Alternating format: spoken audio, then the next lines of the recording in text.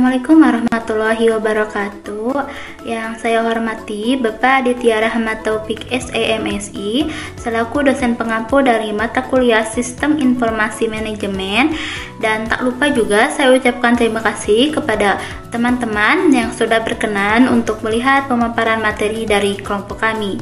Nah, kami dari kelompok 5 akan membahas materi mengenai Computing and Communication Research atau bisa disebut juga sumber daya komputasi dan komunikasi. Sebelumnya, izinkan saya untuk memperkenalkan diri.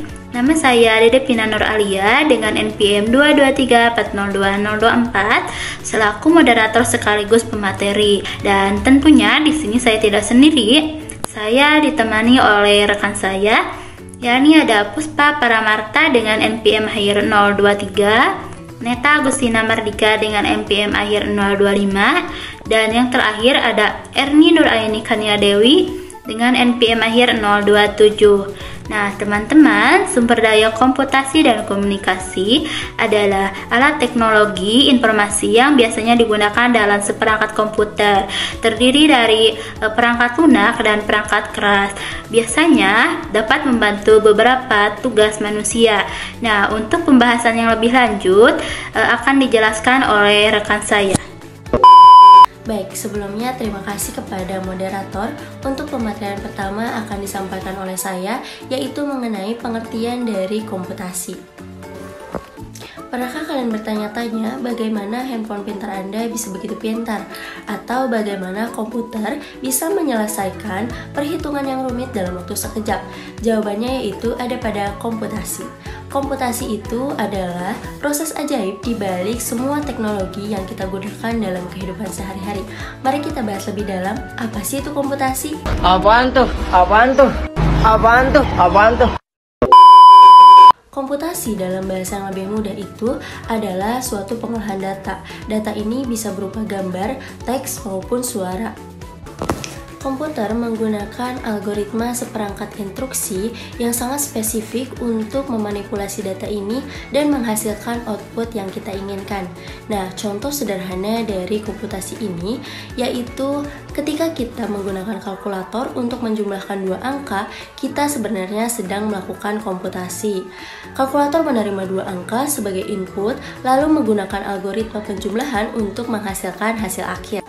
Kemudian, ketika kita sedang mencari sesuatu di mesin pencari, komputer akan mencari kata kunci yang kita masukkan di dalam database yang sangat besar.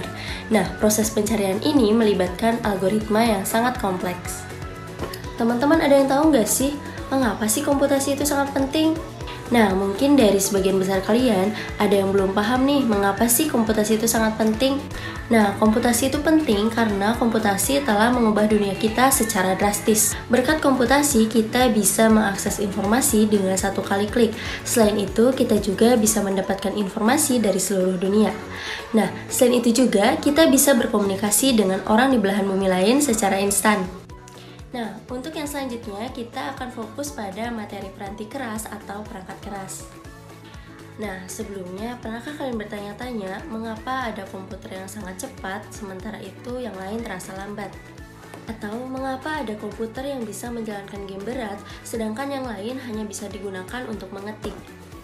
Nah, teman-teman, perbedaan ini dipengaruhi oleh berbagai faktor, termasuk perangkat keras yang digunakan. Mari kita bahas lebih lanjut mengenai komponen-komponen penting yang membuat setiap komputer itu memiliki karakteristik yang sangat unik. Yang pertama kita bahas mengenai komponen prosesor atau otak dari komputer yang menjalankan semua instruksi. Nah, semakin tinggi kecepatan prosesor, maka semakin cepat juga komputer dalam melakukan tugas.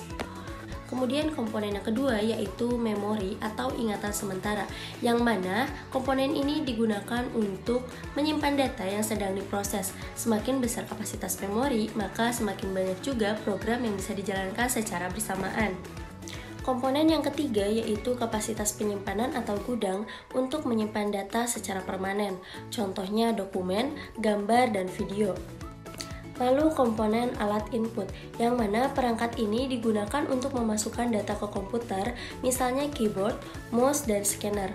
Kemudian komponen alat output, yang mana perangkat ini digunakan untuk menampilkan hasil pengolahan data, misalnya monitor, printer, dan speaker. Nah, kemudian komponen yang terakhir yaitu komponen alat multimedia, yang mana komponen ini mendukung pengolahan data multimedia seperti kartu grafis untuk menampilkan gambar dan video dengan kualitas yang sangat tinggi. Oke, mungkin cukup sekian pemaparan materi yang bisa saya sampaikan. Semoga bisa difahami oleh teman-teman. Untuk pemaparan materi selanjutnya akan disampaikan oleh rekan saya. Untuk materi selanjutnya yaitu mengenai peranti lunak. Terdapat dua jenis peranti lunak, yaitu yang pertama peranti lunak sistem atau yang biasa disebut juga peranti lunak sistem operasi. Peranti lunak sistem ini menjalankan tugas-tugas mendasar yang dibutuhkan oleh seluruh pengguna dari satu komputer tertentu.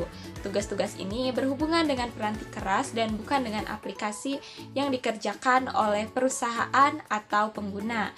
Yang kedua yaitu peranti lunak aplikasi. Para profesional sistem informasi membuat peranti lunak aplikasi sesuai pesanan. Dengan meningkatnya pengetahuan para pengguna komputer, maka meningkatnya pula jumlah aplikasi yang ditulis sendiri oleh para pengguna akhir.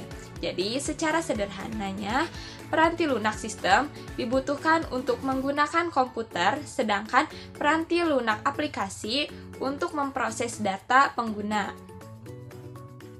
Ada 4 macam alat-alat komputasi pribadi. Yang pertama yaitu telepon seluler dengan pesan dan video interaktif. Perusahaan-perusahaan pembuat telepon seluler populer telah membuat telepon yang menampilkan pesan tulisan yang mana keypad dan layar tampilannya menjadi alat input dan outputnya. Tidak hanya itu, telepon seluler juga dapat menyimpan video-video pendek. Yang kedua yaitu telepon seluler cerdas atau yang biasa kita sebut smartphone. Smartphone memiliki kegunaan lebih dari telepon seluler biasa, seperti dapat mengakses web dan dapat mensinkronisasikan seluruh informasinya dengan komputer mikro. Yang ketiga, jaringan rumah. Perusahaan telepon menjual modem DSL atau Digital Subscriber Line. BAI modem kabel maupun DSL dapat membawa akses internet berkecepatan tinggi ke rumah-rumah. Ke rumah tangga yang memiliki lebih dari satu komputer mikro, memiliki gerbang berkecepatan tinggi ke internet melalui modem kabel atau DSL. Dan yang keempat yaitu keamanan komputer rumah. Keamanan komputasi rumah sangatlah penting agar tidak ada orang-orang yang mencoba untuk menerobos masuk ke sistem komputer kita. Untuk menjaga keamanan komputasi rumah, kita bisa melakukan update sistem operasi, virus, dan spyware. Nah, baik, untuk materi selanjutnya yaitu ada komunikasi, merupakan kecepatan transmisi data antar komputer yang berlangsung melalui sistem telepon publik, seringkali lebih lambat daripada ketika komputer tersambung melalui jaringannya sendiri. Kabel yang menghubungkan kedua koneksi yang sama, namun kebanyakan jaringan komputer beroperasi ratusan kali lebih cepat daripada koneksi yang melewati sistem telepon publik. Nah, alasannya adalah karena protokol untuk komunikasi sistem telepon publik dirancang untuk komunikasi suara dan kualitas, serta kecepatan saluran komunikasi ini tidak harus tinggi. Protokol adalah spesifikasi dalam pemformatan data yang akan ditransfer di antara peralatan komunikasi. Nah, adapun jenis-jenis pada komunikasi itu sendiri, yang pertama ada koneksi publik. Merupakan modem telepon menghubungkan sekitar setengah komputer rumah ke internet pada kecepatan 56 kbps atau 56.000 bit per detik. Protokol-protokol jaringan layanan digital terintegrasi atau Integrated Services Digital Network dan saluran berlangganan digital atau Digital Subscriber Line menjadi standar untuk mengirim data pada kecepatan 1,5 hingga 32 Mbps 32 juta bit per detik melalui saluran telepon standar. Untuk jenis yang kedua ada saluran pribadi. Saluran pribadi atau private line adalah suatu sirkuit yang selalu terbuka untuk lalu lintas komunikasi kita. Istilah-istilah saluran sewaan atau leased line dan saluran khusus atau dedicated line juga dipergunakan. Nah, saluran pribadi yang ditujukan untuk kita gunakan disediakan juga oleh penyedia layanan yang umum, yaitu perusahaan telepon itu sendiri. Nah, untuk jenis yang ketiga yaitu ada jaringan pribadi maya atau virtual private networks, yaitu untuk dapat menikmati keamanan dan kecepatan saluran pribadi, namun tetap dapat mempergunakan jaringan internet yang berbiaya rendah. dan dapat memilih VPN sebagai pilihannya atau jaringan pribadi maya. Nah, untuk mengimplementasikan VPN tersebut, organisasi perlu mengadakan kontrak dengan penyediaan layanan internet yang menggunakan peranti lunak atau tunneling. Untuk jenis yang keempat yaitu ada komunikasi jaringan internasional atau Organization for Standardization www.iso.org.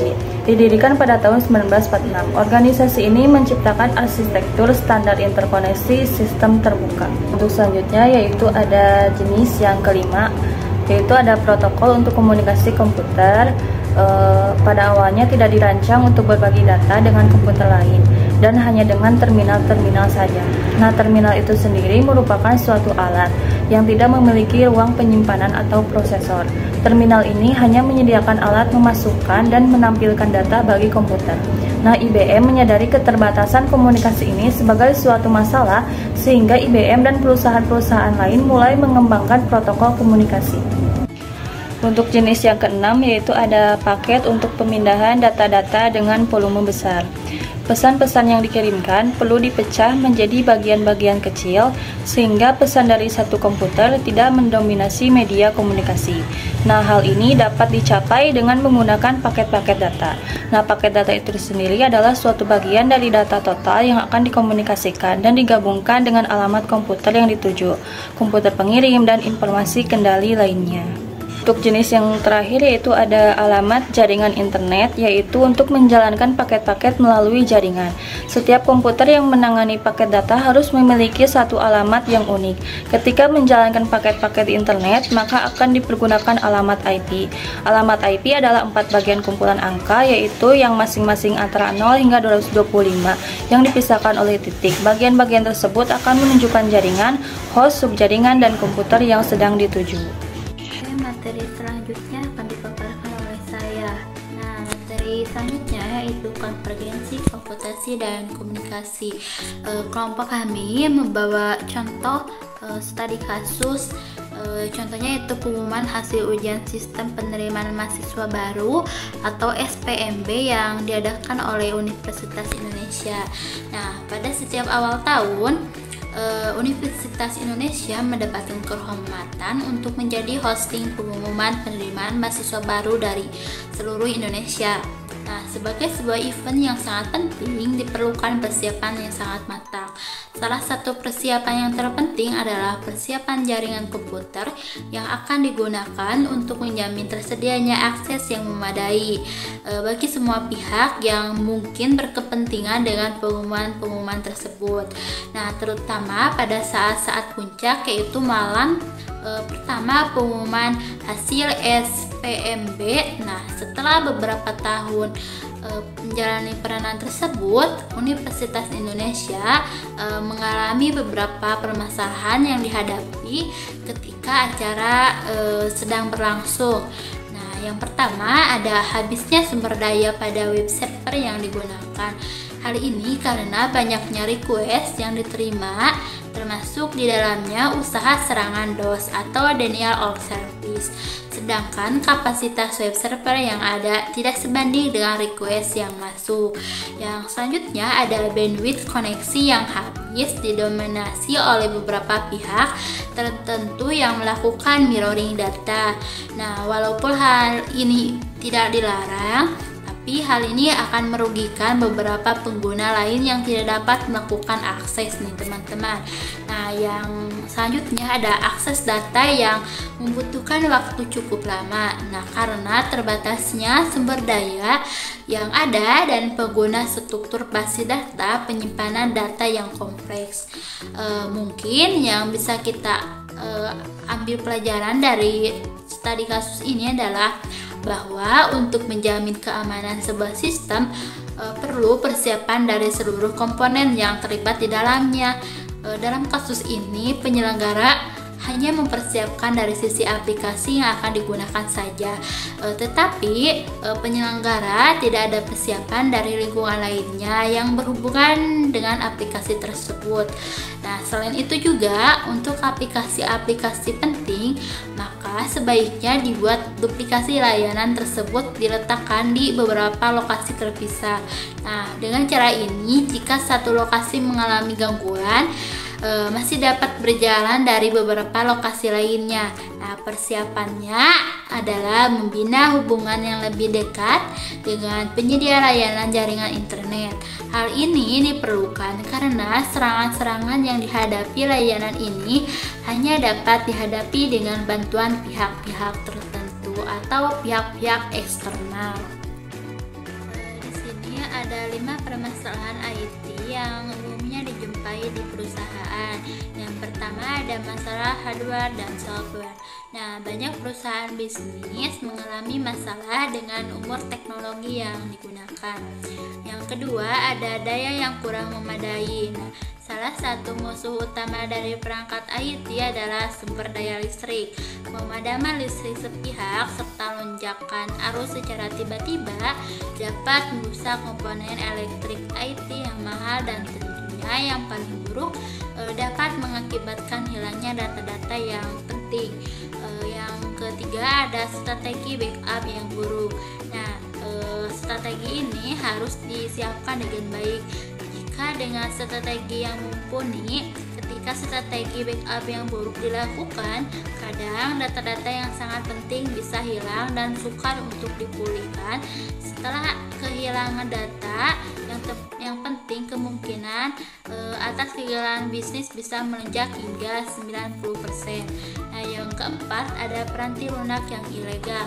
Nah, pada tahun lalu sebagaimana dilansir Kompas Tekno dan Statista, pengguna software ilegal di Indonesia sudah mencapai angka 84%. Banyak dari perusahaan tidak menyadari bahwa mereka telah menggunakan perangkat lunak ilegal atau tak berlisensi.